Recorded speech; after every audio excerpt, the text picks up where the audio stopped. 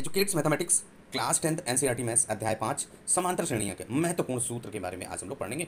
AP A1 A2 A3 A4 dash dash AN इस प्रकार के आपके पास कोई एक समांतर श्रेणी दी गई, उसको हम लोग एपी कहते हैं, जहां A1 आपका प्रथम पद यानी ए आपका प्रथम पद होगा, डी सर्वांतर और इसके बाद AN nवां पद। एपी का जो व्यापक रूप होता है ए धन डी ए धन 2D ए धन 3D डैश डैश डैश। संख्याओं की दी हुई सूची एपी है यदि A2 माइनस A1 बराबर A3 माइनस A2 बराबर A4 माइनस A3 का मान एक ही होता है। प्रथम पद ए और सर्वांतर डी वाली एपी का nवां पद जिसको आप व्यापक पद कहते हैं, उस AN का जो सूत्र होगा AN बराबर A plus N minus 1D, और कभी कभी इसको TN भी कहा जाता है, TN बराबर A plus N minus 1 into D. इसके बाद अगर आपका कोई श्रेणी है उसका अंतिम पद आपसे कह रहा है तो L बराबर A plus N minus 1D अंतिम पद ज्ञात करने का फॉर्मूला। किसी एपी के प्रथम n पदों के योगफल का जो सूत्र होगा SN बराबर N/2 in bracket 2A plus N minus 1D। A आपका प्रथम पद, n पदों की संख्या और D आपका सर्वांतर है। यदि एक परिमिति एपी का अंतिम पद यानी कि nवां पद यल है तो एपी के सभी पदों का योग उसको s से दिखाएंगे। उसका सूत्र आपका s बराबर N/2 A प्लस यल अथवा s बराबर N/2 A प्लस AN nवां पद है। A आपका प्रथम पद है और N AN आपका nवां पद है और n पदों की संख्या